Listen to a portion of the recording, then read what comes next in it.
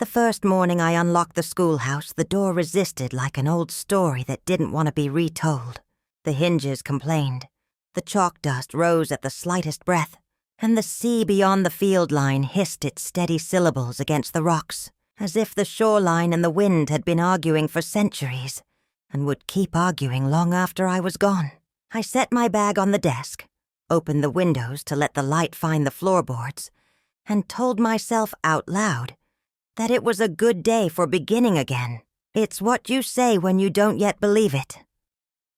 I'd taken the post because the city had worn me down to a quiet I couldn't forgive.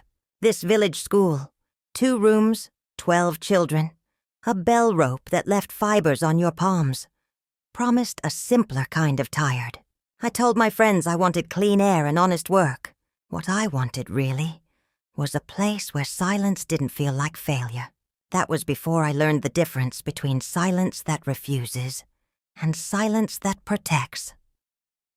They trickled in like mornings do here, early, then all at once, boots thudding across the porch, laughter bouncing off the low ceiling, the peculiar choreography of children deciding where they fit. I greeted them each by name as I learned them. Sophia with the missing front tooth and the gap-toothed authority to match, Thomas who measured distances by how far he could throw a stone, Anna who already wrote her letters like prayers. And then he came. Small for 7, jacket a little too big, eyes the color of river water when the sky forgets to be blue. "Good morning." "Elliot," I said, the way I'd been told to say it, plain and kind, no surprise in the asking. He blinked as if the word morning were a coin I'd tried to press into his hand, and he wasn't sure whether to keep it. He took his seat near the back by the window, where the light arrived late. He didn't look at the board or at me. He watched the field, the path, the suggestion of water beyond the hedgerow. He watched the place where the world turned away. By the first recess, I knew the gossip was true. The boy never spoke. The others flitted around him like birds around a sleeping cat, fascinated, cautious, pretending not to stare. When I asked a question, his pencil moved with the precision of someone who trusted paper more than air. When I read them a story, slow, because the rhythm of new rooms takes time to teach itself, he listened harder than anyone. You can tell when a child listens with their bones. The stillness has weight. At noon, his mother came. The village had said her name with the same mixture of caution and pity they used for the river on storm nights. Margaret. She wore her hair pulled back so tight, it rearranged her face into the idea of a woman who could not afford softness. She thanked me in a voice that measured every word before it allowed itself to be heard. Elliot took her hand without looking, and the two of them moved like a sentence that had learned how not to end. "Has he—" I began, then stopped, because the cruelest questions are the ones that sound like concern. She shook her head before I finished. "No." Her gaze flicked to his, then back. "He understands. He reads. He draws." The last word softened her mouth. "It's enough." She did not say for whom. After they left, the room returned to itself with a sigh. I straightened chairs, wiped chalk from the ledge, resisted the urge to rearrange anything as if order could earn me trust. The head mistress, who lives 3 doors down and smells like soap and warning, had given me the bundle of files my first day. We don't use the word file out here. It's a folder with a ribbon that remembers each knot. I untied the ribbon marked E. Martinen and saw what I expected to see. Notes that were not answers. Selective mutism suspected. No confirmed trauma. Mother present at all appointments. Avoid pressure. Encourage expression. The paper itself seemed tired of being reasonable. On the second day, I put a long sheet of butcher paper along the back wall and told them it was the river. "Add what belongs," I said. "Whatever it needs to tell the truth." They added reeds, fish with too many teeth, a boat that would sink if it dared move. Elliot stood a long time holding a stub of charcoal, and then, with a slowness that felt like careful truth, drew a line not at the center but where the paper nearly ended. A darker band under the suggestion of water, a kind of shadow where light wouldn't live. He didn't sign it. He stepped back and looked out the window again, as if checking he hadn't betrayed anything the world couldn't afford to lose. At lunch, the older children played at the edge of the field where the grass gives up to sand. The sky threatened rain and changed its mind. I sat on the step with my tin of soup and watched Elliot fold his napkin 4 times, crease to crease, until it became a precise square he could understand. He used to talk, Thomas said suddenly, as if continuing a conversation we hadn't started, when he was a baby. The others laughed in the way kids do when they're afraid of the silence they've made. That's not how it works, Anna said. Babies don't talk. Thomas shrugged. My auntie says he said a word once, and then the word ran away.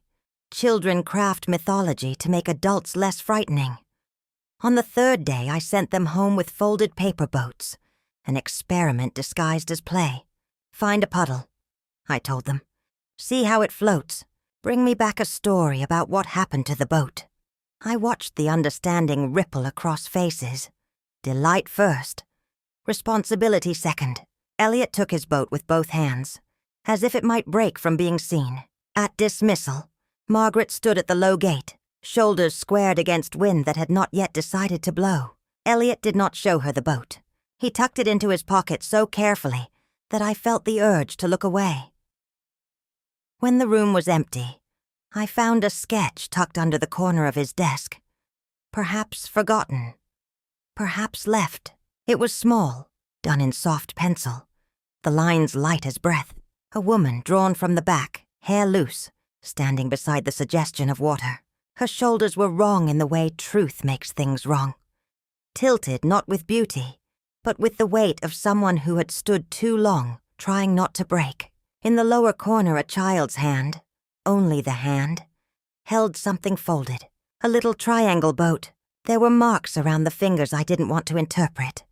Not quite shadows, not quite bruises, the kind of proof that begs to be called coincidence. I put the drawing back exactly as I'd found it, and told myself a story I could live with until morning. By the end of the week, the sea turned loud. The county road flooded in the usual place, and the village men pretended not to enjoy being needed. I kept them in for recess and read from a book about a boy who learns to talk by listening to birds. The children laughed at the bird voices I invented. Elliot did not laugh. He looked at the window, and for a moment, small as a breath, I saw fear cross his face, the way a cloud crosses the sun. Fast, apologetic, no less dark for its speed. Do you like birds, Elliot? I asked, light as a feather, because adults are always trying to outwit the truth with gentle tone. His eyes dropped to the page, then to the floor, then to the part of the room where the light refuses to go. He tapped twice with his pencil. Once, pause, once, and set it down. He had made a rhythm where other children would have made a word. I nodded as if we'd agreed and kept reading. But my throat tightened around sentences that had never been dangerous before. On Friday, I walked him to the gate. Margaret stood there with her umbrella closed, as if admitting rain into her proximity would be an act of weakness. Up close, I could see she was beautiful in the exacting way of women who haven't had time to consider it.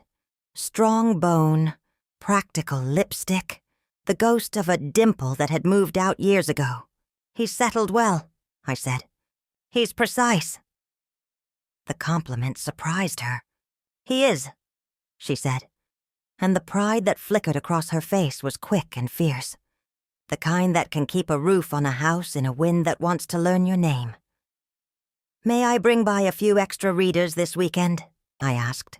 Stories with pictures. He responds to image. I had to earn it, the right to say he.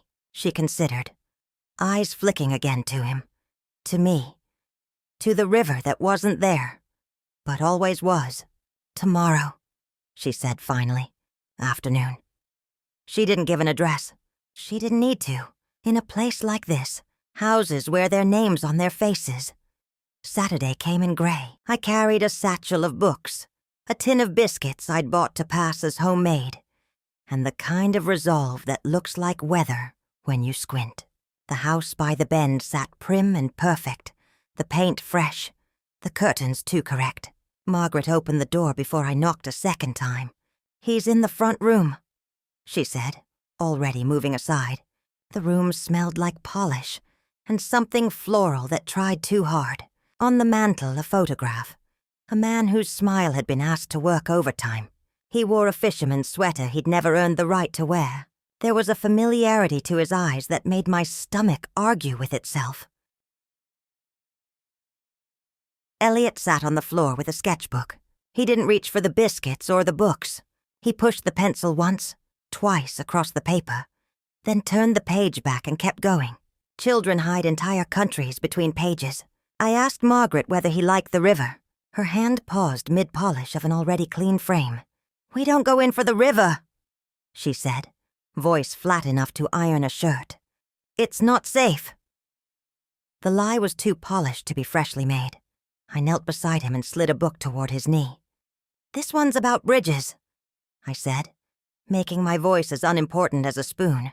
He turned the page with the kind of reverence you give to things that could save you if they wanted to. On a blank page near the back, he began a new drawing. First, the straight insistence of a pier. Then the suggestion of water, moving where it shouldn't. Then a woman's skirt lifting in the wind. Then hesitation so visible it felt like a bruise. And then a hand, larger this time. The angle wrong, because truth is bad at pretending it knows proportion. He stopped. He tore the page out neatly, folded it, and slid it into the lining of the sketchbook where the paper had already thinned from practice. Margaret set down the cloth. "Tea?" she said brightly, the way people do when the room threatens to speak.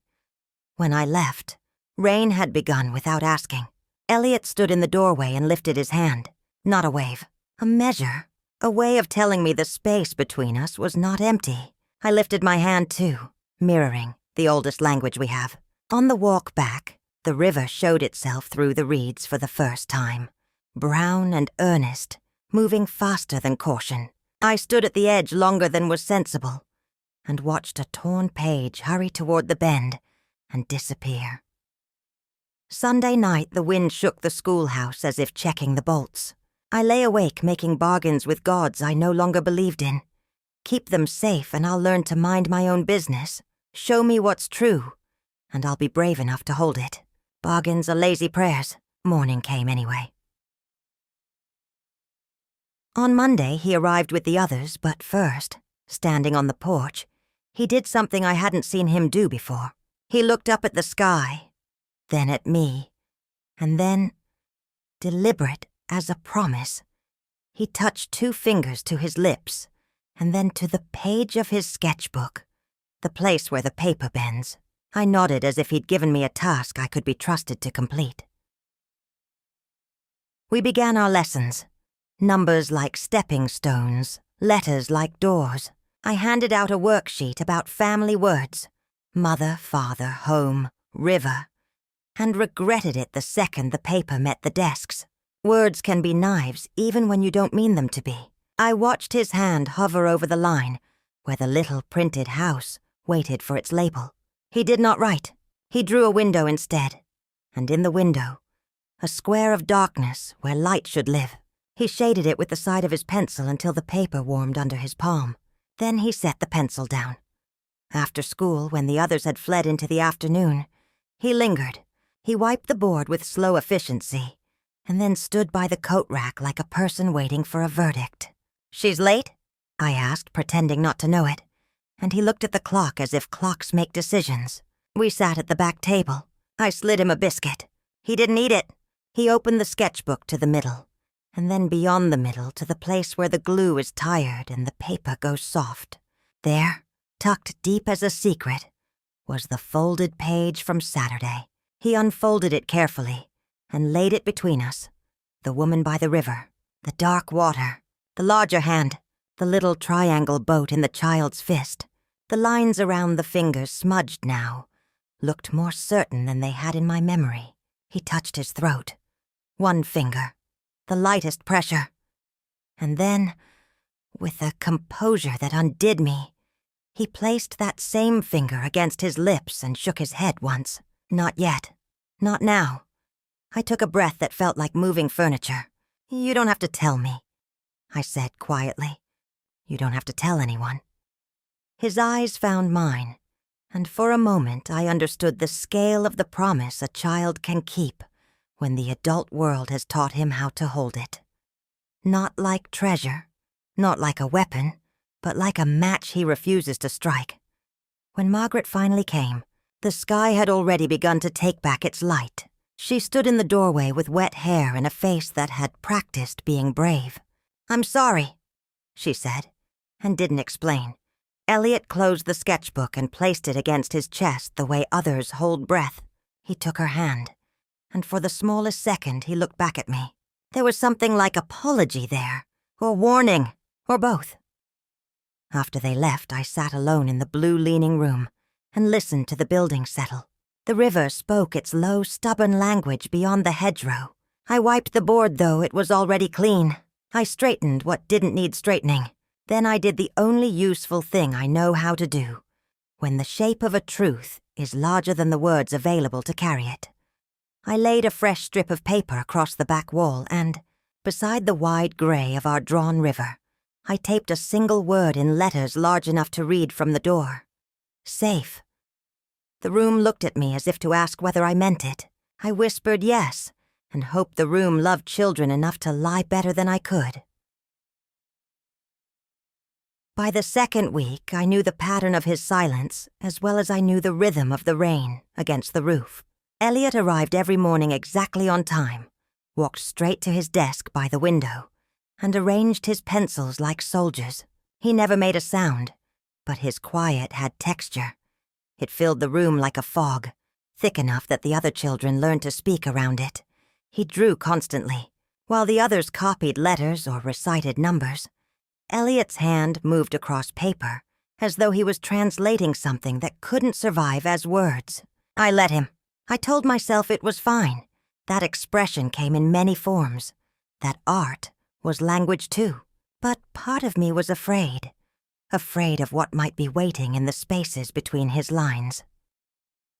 One afternoon, after the others had gone, he lingered again. I was wiping chalk from the board when I saw him place one of his drawings on my desk, neatly, as if it were an offering. Then he turned and left without looking back. The paper showed a house by a river. The details were striking. The curve of the bank, the pattern of stones, the precise slant of the roof. But there was something else, something wrong. In the window of the house, a shadow, and beneath the waterline, a shape half hidden, too blurred to name but unmistakably human. That night, I dreamt of running water. I told myself I wouldn't interfere. Teachers are supposed to teach, not trespass. But the next afternoon, when Margaret came for him, I found myself asking before I could stop, "Does Elliot like to draw at home?" She froze, so slightly I might have missed it if I weren't watching for it. "He does," she said finally, her voice even. "He draws everything. It's remarkable," I said, forcing warmth into my tone. "The way he sees things. So much detail." She smiled, but it wasn't gratitude. It was defense. "He remembers things too well," she said. Then softer. "Some children do." She took his hand and turned away. That was when I noticed it. The faint red mark near his wrist, like the echo of a bruise. My breath caught, but before I could speak, the wind picked up, slamming the gate shut between us. 2 days later, I went to their house. I told myself it was to drop off extra reading materials, but really it was the drawing. It haunted me. The shadow beneath the water, the shape that refused to fade. Their home was near the bend of the river, a white cottage with blue shutters that needed paint. The path was lined with stones, the same ones Elliot had drawn. I hesitated at the gate, hand hovering, before knocking. Margaret opened the door immediately, as though she'd been waiting. "Miss Hart," she said. "What a surprise." Her smile didn't reach her eyes. "I was in the neighborhood." I lied, holding up a small stack of books. Thought Elliot might enjoy these. She stepped aside, polite but tense. The air inside was still, scrubbed too clean, as if silence had been polished into every corner. The curtains were drawn halfway, muting the afternoon light. Elliot sat at a small table near the window, coloring quietly. "Say thank you," she told him. He lifted his eyes to mine, startled, almost pleading, and gave the smallest nod. I smiled. "You're very welcome." As I placed the books down, I noticed something strange. On the wall behind him hung a framed photograph. A man standing by the same river, his arm around Margaret, both smiling stiffly. The man's eyes caught the light in a way that made them seem almost alive. "Your husband?" I asked gently. Her hand tightened on the teapot she was holding. "He's away. Work," I nodded, though the lie was as heavy as the silence between us. The kettle whistled. She poured tea into cups that didn't match. One chipped, one perfect. "You know how it is in small places," she said, stirring slowly. "People talk. They always talk. I didn't ask what they talked about. I didn't have to." That night, I graded papers until the lamp burned low. Elliot's drawing sat in the corner of my desk, mocking me with its stillness. I told myself it was imagination, that children see monsters in reflections all the time. But something about the accuracy of the scene, the weight of the shadow, felt too deliberate. When I finally slept, I dreamt of footsteps by water. I woke to the sound of rain against the window, and a thought that wouldn't leave me. What if the silence isn't his choice at all? The next morning, the rain hadn't stopped. Most of the children stayed home. Only 3 came, Elliot among them. The room felt too big for us, the walls too eager to listen. "Let's draw today," I said. "Anything you want." He worked quietly for almost an hour. When he finished, he pushed the page toward me. This one wasn't of the river. It was of a hand, just a hand, reaching out of dark water. I swallowed hard. "Is this the river?" He didn't move, didn't nod, didn't blink. "Did you see this?" "Nothing." I tried again, softer. "Elliot, is this something that happened?" His eyes met mine then, wide and frightened, and full of something I didn't recognize until later. Not fear, not guilt. Love. And then, without a sound, he tore the page in half. After class, I followed him home. I shouldn't have, but the world had already begun to unravel, and I couldn't pretend it hadn't started in my hands. He walked quickly, clutching his sketchbook to his chest, his small figure disappearing into mist where the road met the river. I stopped before the bend. The sound of water grew louder, restless, like breath caught between sobs. And there, half hidden by reeds, stood the house. In the window, a woman's silhouette, perfectly still, watching. When I blinked, it was gone. That night, I couldn't sleep. The drawing, the river, the bruise, the way his eyes looked when I asked if he'd seen something. I lit a candle, sat at my desk, and opened the drawer where I'd hidden the torn drawing. But something else was there now, folded neatly beneath it, in a child's uncertain hand, a note. Just 3 words. "Don't tell her." The next morning, Elliot didn't come to school. Neither did Margaret. And when I passed the river on my way home, I saw something floating in the reeds. A small paper boat, soaked and sinking, its folded edges trembling in the current. Inside, drawn in faint pencil, was a single word: Father. The day Elliot returned, the sun had finally broken through after a week of gray. It was one of those thin, deceptive suns, the kind that warms only the surface of things and leaves the air cold beneath. He slipped into the classroom quietly, just as I'd begun the morning lesson, and took his seat by the window without looking at anyone. His hair was damp, his hands red from the cold, his face pale in a way that made me want to wrap him in every blanket in the world. The other children stared but said nothing. They had learned to orbit him now, curious but cautious, as though he carried something fragile and contagious. I greeted him softly. "Good morning, Elliot." He nodded once, no more. Then he opened his sketchbook. It had changed. The earlier pages, the boats, the rivers, the quiet homes, were gone, torn out. What remained were new drawings. Darker, sharper, a house at night with only one light burning, a woman kneeling on the floor, a small figure standing in a doorway, watching. I didn't ask him anything that morning. Instead, I asked the class to draw a sound they loved. Most chose obvious things. Birds, laughter, the sea. Elliot hesitated. Then, with a single line, he drew a heart. Not a perfect one, not symmetrical. And inside it, instead of color, he shaded a single dark circle. It looked like silence with weight. That afternoon, as the children left, I noticed Margaret waiting by the gate. She looked thinner, her coat hanging loosely around her shoulders. Her eyes darted toward me and then away, like she couldn't decide if I was danger or refuge. "Miss Hart," she said finally. Her voice was polite, distant, the voice of someone rehearsing calm. "I wanted to thank you. Elliot's been different lately, quieter, even for him, but he sleeps now. That's new." Her words were careful, like stones placed on thin ice. I forced a smile. "That's good to hear," she nodded once. "Children carry what they shouldn't, but he's strong. He's always been strong."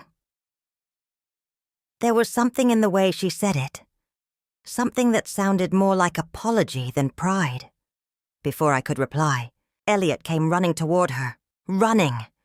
I'd never seen him move that quickly. He grabbed her hand, breathless, and pointed toward the river behind the hedges. Margaret froze. For a second, her face went pale. Her entire body locked as if she'd heard a voice the rest of us couldn't. Then she whispered sharply, "No." Elliot flinched. She took his hand again, tighter this time. And they left. I watched them go, the image of that single word, "No," burning behind my eyes. That night, I sat at my small kitchen table with the torn drawing and the note I'd found days earlier. "Don't tell her." I'd been careful not to show it to anyone. Not yet. The village wasn't kind to mystery. Every unanswered question became a rumor. Every rumor a weapon.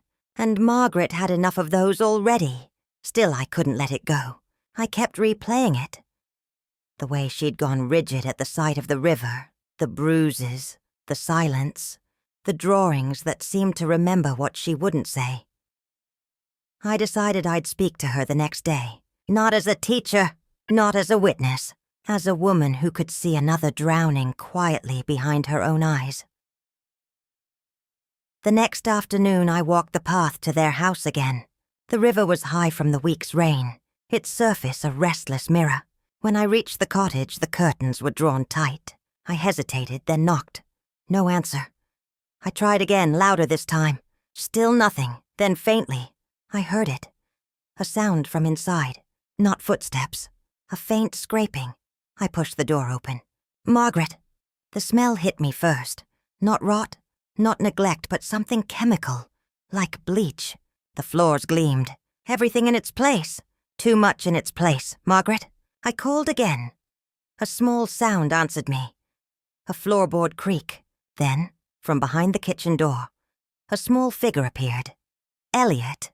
He was barefoot, holding his sketchbook to his chest, like a shield. His eyes were wide, dry, alert. He didn't look frightened. He looked determined. "Where's your mother?" I asked softly. He pointed to the river. My throat tightened. "Outside?" He nodded. I followed him through the back door and down the small slope that led to the water. The afternoon light turned the river silver, restless under the wind. And there she was, Margaret, standing ankle-deep, her skirt dark with water, her hands cupped as though she were holding something invisible. "Margaret," I called. She turned slowly, her eyes glassy, her lips trembling. "He remembers," she said softly. "He wasn't supposed to, but he does." I froze. "What does he remember?" Her voice cracked. "The night it happened."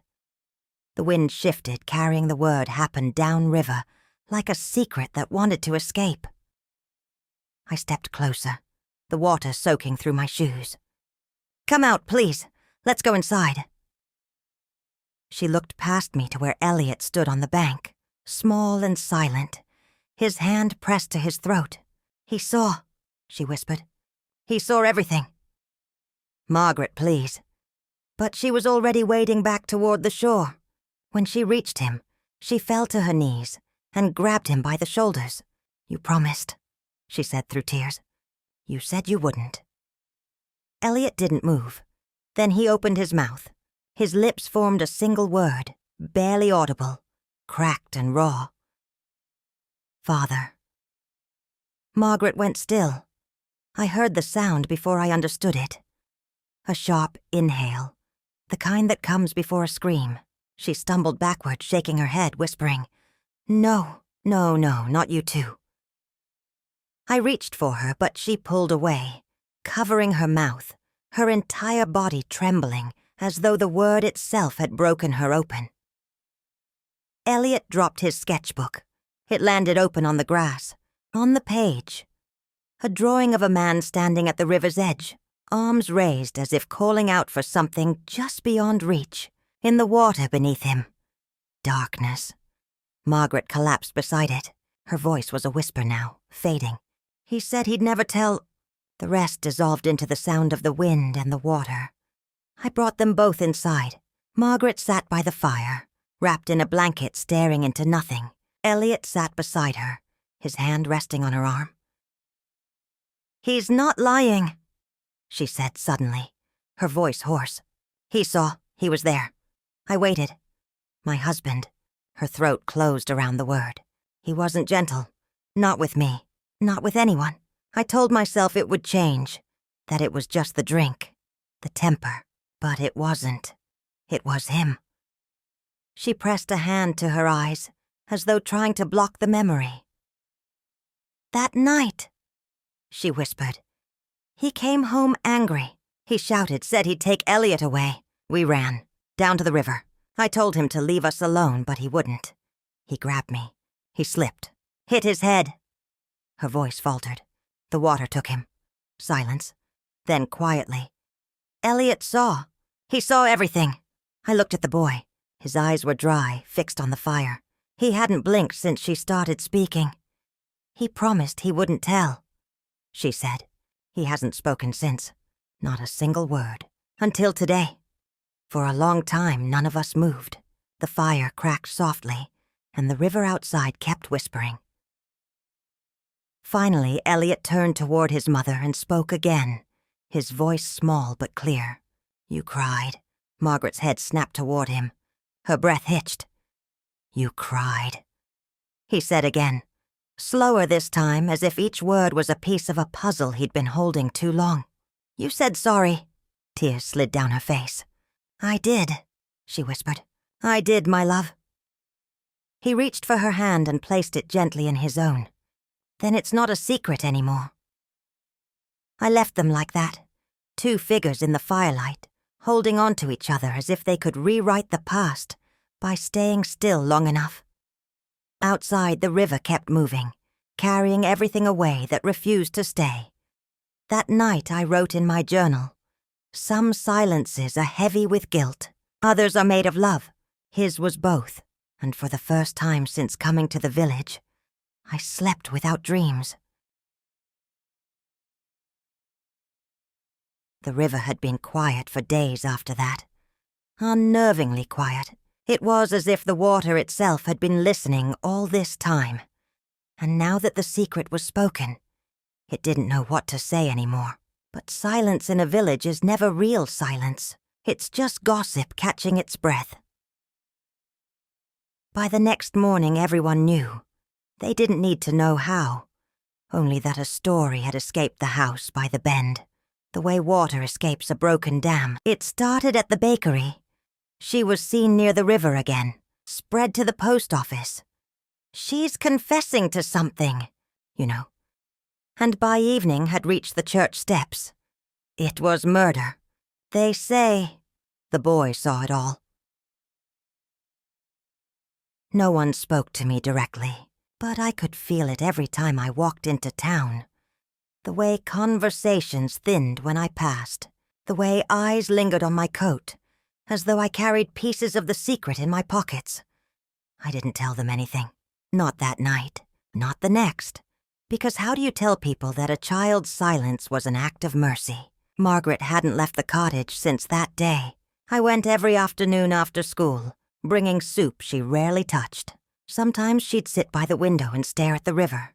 Other times she'd wander the small garden barefoot, her hands trembling like someone reaching for a memory that wouldn't stay still. Elliot stayed close to her always. He still didn't speak much, only small words when necessary. But the quiet between them had changed. It wasn't the kind that hurt anymore. It was the kind that healed slowly, one breath at a time. One evening, as I was leaving, he handed me another drawing. This one was different. The river again, but calm now, wide and silver. Two figures stood on the bank holding hands. No darkness beneath the surface, no shadows in the water, just stillness. He'd written a single word at the bottom, in careful, uneven letters. Peace. But peace doesn't come without price. 3 days later, a constable came from the city. A tall man with rain-soaked boots and a notebook too clean. He spoke to the villagers first, then to me. His questions were clinical, his politeness like sandpaper. "Mrs. Martin's husband," he said, "has been missing almost 2 years, is that correct?" "Yes." "And you're the boy's teacher?" "Yes," he studied my face. "You've seen the drawings?" I hesitated. "Yes." He nodded as though that confirmed something for him. "The child spoke the man's name in front of you?" "Yes." "And the mother? Did she make any direct confession?" The room seemed smaller suddenly, the air too tight. "She said he slipped, that it was an accident." He closed his notebook slowly, like sealing a verdict. "An accident is still something we must understand fully, Miss Hart." I wanted to tell him that some truths don't survive being handled, that words could destroy what silence had already repaired. But the law doesn't believe in the language of mercy. It believes in evidence. Before leaving, he looked toward the river and said, "If he's there, we'll find him." That night, I couldn't stay inside. I walked down to the river, lantern in hand, following the bend where the water ran slowest. The air smelled of mud and salt and something metallic, something old. I thought of Margaret, her trembling voice, the way she'd said he wasn't supposed to remember. I thought of Elliot, his small hand clutching that pencil like a secret he could only translate into shapes. And I thought of that single word, father, the one that had torn through 2 years of silence and brought the past roaring back to the surface. I knelt by the water. The lantern light rippled over the current. For a second, I could almost see them. The figures from Elliot's drawings. Mother and son, standing on this very bank years ago. Her voice a whisper, his silence a shield. I dipped my hand into the water. It was colder than I expected. "Whatever you're hiding," I whispered, "let it rest." But the river doesn't make promises. It just keeps moving. By morning, the search had begun. The constable and 2 men from town combed the riverbank with poles and ropes, while a few villagers lingered nearby, pretending not to watch. I stayed at the school with the children, though my thoughts were elsewhere, my hands trembling every time the wind rattled the windows. Around noon, a shadow appeared at the doorway. "Elliot! He wasn't supposed to be there. Elliot!" I stood quickly. "Where's your mother?" He didn't answer. He looked past me toward the river beyond the fields, his face unreadable. Then, in a voice so soft it barely existed, he said, "They're waking him." I froze. "Who?" He didn't answer. He turned and ran before I could reach him. I followed. The path to the river was slick with mud. By the time I reached the bend, half the village was there, gathered in a wide, silent circle. The constable stood knee-deep in water, his coat heavy with rain. Beside him, 2 men lifted something from the current, a shape wrapped in weeds and thyme. Margaret was on her knees in the mud, her hands clasped, her face pale as the sky. Elliot stood behind her, silent, motionless. The constable spoke quietly, But his words cut through the air like thunder, found him wedged under the rocks. The current hid him well, someone whispered. So it's true. Margaret turned toward the sound, her eyes wild, raw. No, she said, her voice breaking. You don't understand. He fell. I didn't. The constable held up a hand. Mrs. Martin, please. But she wouldn't stop. I didn't mean to. He was hurting us. Her voice cracked completely, collapsing into sobs. Elliot stepped forward then, slowly, deliberately. He moved between her and the crowd, standing in front of her like a wall made of silence. He raised his small hand and said, clearly this time his voice thin but fierce. She saved me. The crowd stilled. Even the river seemed to hesitate. She saved me, he said again, his voice trembling. He was hurting her. He was hurting me. Then he turned to his mother, tears streaking his face. It's not a secret anymore. Margaret collapsed forward, clutching him, her sobs shaking through both of them. The constable looked at me over the crowd, not unkindly, but with the weary understanding of someone who has seen too much truth, too late. He didn't handcuff her. He just nodded to the men to stop searching. Let's go home, he said quietly. All of us. That night the village didn't gossip. Not out loud. The air itself seemed too heavy. I stayed with them at the cottage. Margaret sat by the fire, her hands wrapped around a mug she never drank from.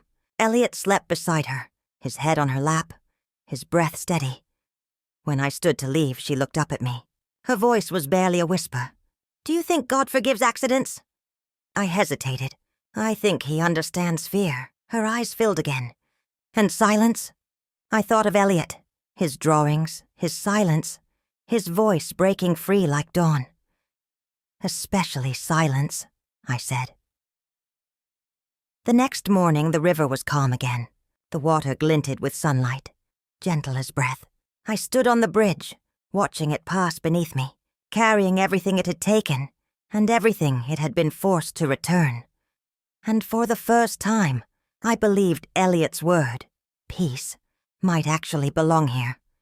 It has been almost a year since that morning by the river, and the air still smells of forgiveness. Not the loud kind that comes with ceremony, but the quiet kind that seeps slowly into everything that's left behind. The cottage by the bend stands empty now, its windows shuttered, its garden overgrown.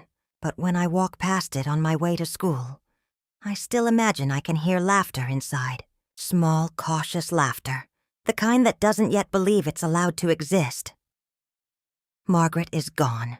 Not gone as in dead, but gone in the way people disappear when the weight of what they've lived becomes too heavy to stay in one place. After the inquest, they let her go. Manslaughter in defense, they called it.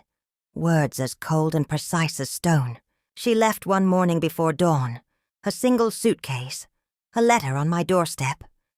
I'm not running this time, she wrote. I'm setting him free from the ghosts I built. Elliot stayed with me. The arrangement began as temporary, until proper guardianship is arranged. But weeks turned into months, and no one ever came to move him. The social workers found comfort in paperwork. The village found comfort in forgetting. And I found something I hadn't known I'd been missing. The quiet rhythm of caring for someone who trusted me without needing explanations. At first, he barely spoke. Just single words, careful and small, as though each one might break if dropped too loudly. Yes. No. Here. More. But the silence that followed wasn't heavy anymore. It was restful. He helped me in the garden after school, watering the flowers that refused to bloom all summer. He still drew constantly, but his drawings changed. The lines grew lighter, the shadows receded. Sometimes he drew birds, always mid-flight, never landing. One evening, as I was marking essays, I heard the soft scratch of pencil on paper from the corner of the room. I looked up to see him sketching something different. It wasn't the river. It wasn't the cottage. It was a classroom. Our classroom, filled with light, and in the center, a woman by the blackboard, her hair messy, her hands smudged with chalk. Me. When I smiled, he did too. That was the first time I'd seen him smile. Autumn came early that year. The mornings turned misty, the air thick with wood smoke and salt. One Saturday, we walked down to the river. It felt smaller now, tamed somehow, humbled by everything it had confessed. Elliot held my hand, his fingers still small but steadier than before. He knelt by the edge, picking up pebbles, testing each one before skipping it across the surface. "How many?" I asked. "4," he said softly. His voice startled us both. He looked up at me, half smiling, as though embarrassed by the sound of himself. "You spoke," I whispered. He nodded. "I know." The simplicity of it nearly undid me. He threw another stone, watching it bounce once, twice, then sink. "The river's not angry anymore," he said after a while. "No," I said. "It's not." He turned toward me. "Do you think she forgives me?" I knelt beside him. "You never did anything to need forgiveness for." He shook his head. "I kept the secret." "That secret kept her safe," I said. "And now it keeps her free." He seemed to think about that for a long time, staring at the current. Then quietly, "I still hear him sometimes, in dreams." I reached for his hand. "Dreams can't hurt you anymore."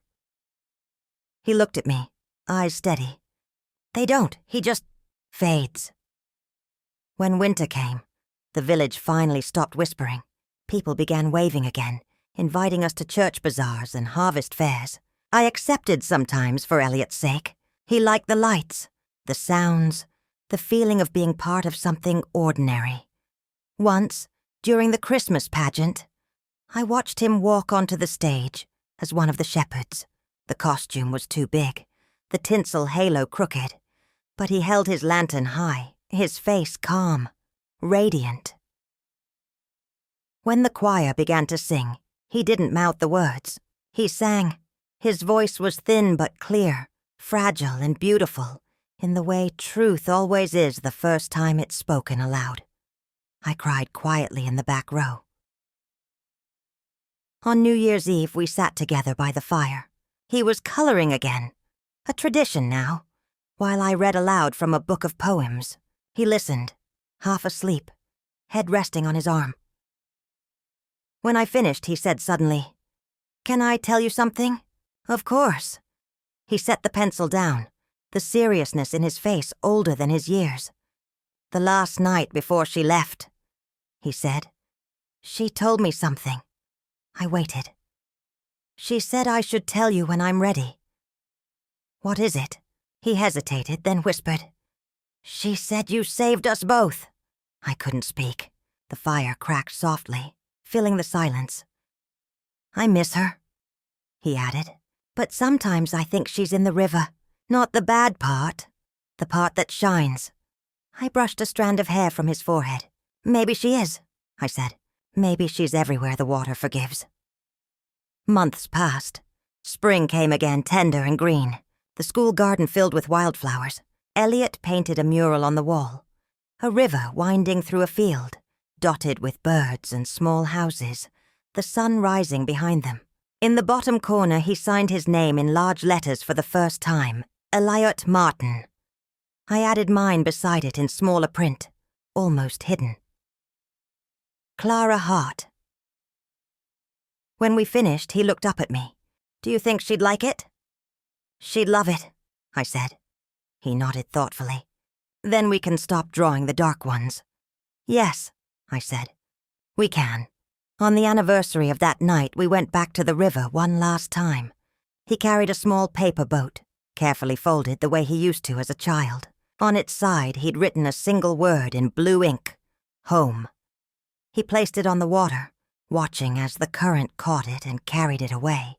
The boat drifted smoothly, gently, no struggling, no sinking, just moving forward. As it disappeared around the bend, he turned to me. "Do you think she's proud?" he asked. "I know she is." He smiled then, a quiet, steady smile that reached all the way to his eyes. "Then I'm proud too." That night as I tucked him into bed, he whispered something that I'll never forget. Thank you for hearing me before I could speak.